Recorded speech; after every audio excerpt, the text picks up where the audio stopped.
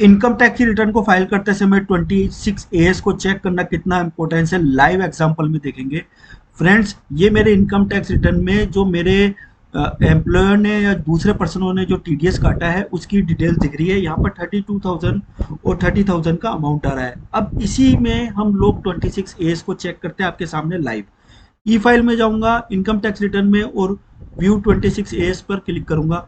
View 26 S पर click करने के बाद में जो मैं असेसमेंट ईयर है वो सेलेक्ट करूंगा।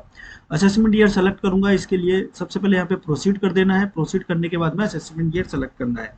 इस पर क्लिक करके असेसमेंट ईयर सेलेक्ट करते हैं 2024-25 और व्यूज एज HTML हम लोग देखते हैं।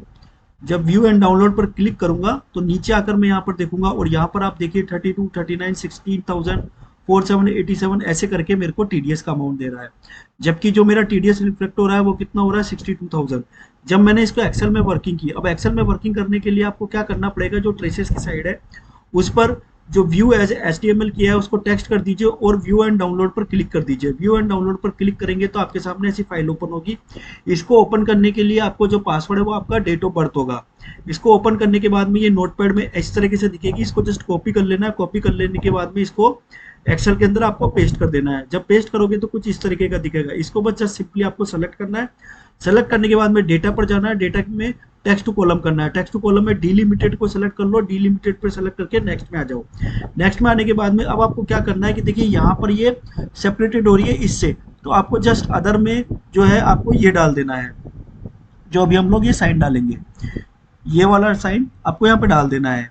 ठीक है, जब ये डाल देंगे तो इसको नेक्स्ट करना है। नेक्स्ट करने के बाद में फिनिश करना है और आप देखिए कि आपका ये सब कुछ एक्सेल में आ गया है। किसने कितना डिडक्शन किया है, उसका नाम, पार्टी का नाम आ जाएगा, उसका सेक्शन आ जाएगा और कितनी लाइन आइटम उसने डिडक्ट किया है वो सब कुछ आ जाएगा। फ्रेंड्स, तो यहाँ पर देखिए कि मेरा बहुत सारे अमाउंट ऐसे हैं जो मेरे 26 एस में तो रिफ्लेक्ट हो रहे हैं, लेकिन वेरेज मेरे इनकम टैक्स पोर्टल पर टीडीएस के सेक्शन में रिफ्लेक्ट ही नहीं हो रहा। जैसे 32,203 है, ये अगर मैं इनकम टैक्स पोर्टल पे देखने जाऊं तो 32,204 ये मुझे दिख रहा है। लेकिन इसके बाद में 39,000 का एक टीडीएस डिडक्ट हो रहा है, वो कहीं दिख नहीं रहा है, यहाँ 30,000 ही दिख रहा है। उसके बाद में अगर मैं चेक करने जाऊं तो 16,940 का भी होना चाहिए, वो कहीं दिख ही नहीं रहा है। उसके बाद में अगर मैं और देखने जाऊं 4799, वो भी मुझे नहीं दिख रहा है। ऐसे बहुत सारे टीडीएस है जो नहीं दिख रहे। अगर आप मैं शो डिटेल्स पर क्लिक करूंगा तो इसमें वो पार्टी के नाम भी बता देगा, जो आप चेक कर सकते हैं, क्रॉस वेरीफाई कर सकते हैं। मैं आपको बोलता हूं कि अगर आप इनकम टैक्स रिटर्न फाइल करने जा रहे हैं 26 एस में जो टीडीएस हो रहा है उसको डबल चेक कीजिए, क्योंकि मैं 5 रिटर्न फाइल कर चुका हूँ, उसमें से 3 रिटर्न में ऐसी प्रॉब्लम आ रही है। अगर मैं ब्लाइंडली उस रिटर्न को फाइल कर देता तो उनका जो इनकम टैक्स रिफंड है वो बहुत ही कम आता। अब इसी रिटर्न के अंदर मैं आपको एक और गजब का दूसरा केस बताता हूँ। इसके लिए मैं वीडियो को पॉज करूंगा और वहां पे जाऊंगा। 1 सेकंड के लिए आप वीडियो को पॉज रखेंगे हम लोग। फ्रेंड्स, सेम रिटर्न मैंने ओपन कर ली है। यहाँ पर देखिए ग्रॉस टोटल इनकम इस बंदे की आ रही है 1,36,000, मतलब जो बेसिक टैक्स एग्जाम्पशन लिमिट है उससे भी कम आ रही है। फ्रेंड्स, इसी का वही वाला है जो 62,000 टीडीएस दिख रहा है, लेकिन इसका टीडीएस और भी ज्यादा डिडक्ट हुआ है, जो अभी बराबर नहीं आ रहा, उसको हम बराबर कर देंगे। टोटल टैक्स लाइबिलिटी की आ रही है 0 आ रही है। अब क्या है कि 62,000 का मेरे को रिफंड बनना चाहिए बराबर। अब मैं इसको प्रोसीड करता हूँ। जैसे मैं प्रोसीड करूंगा ये क्या बोलने लग गया कि आपको पेमेंट करना है। मतलब इसने रिफंड देने की बजाय ये मुझे अभी क्या बोल रहा है कि यहाँ पे आपको पेमेंट करना है। अब मैं इसको पे नाउ पर क्लिक करूंगा तो ये मेरे को बोलेगा कि आपको जो है बीएस मतलब चालान वगैरह और वो सब पे करना है, उसके लिए लेके जा रहे हैं। फ्रेंड्स, तो एक जो मेरा को रिफंड आना चाहिए था अभी इस पोर्टल के हिसाब से वो मेरे को पेमेंट में कन्वर्ट हो गया। तीसरा इंपॉर्टेंट चीज जो अभी हम लोगों ने फेस किया है, वो इंपॉर्टेंट चीज क्या है कि अगर आप ओटीपी आधार के साथ ओटीपी लेना चाहते हैं तो ओटीपी नहीं आ रहा है। ध्यान रखिए, एक और ऑप्शन है नेट बैंकिंग का, उस पर क्लिक कीजिए। उस पर क्लिक करने के बाद में वो आपको एक कोड भेजेगा मोबाइल नंबर पर।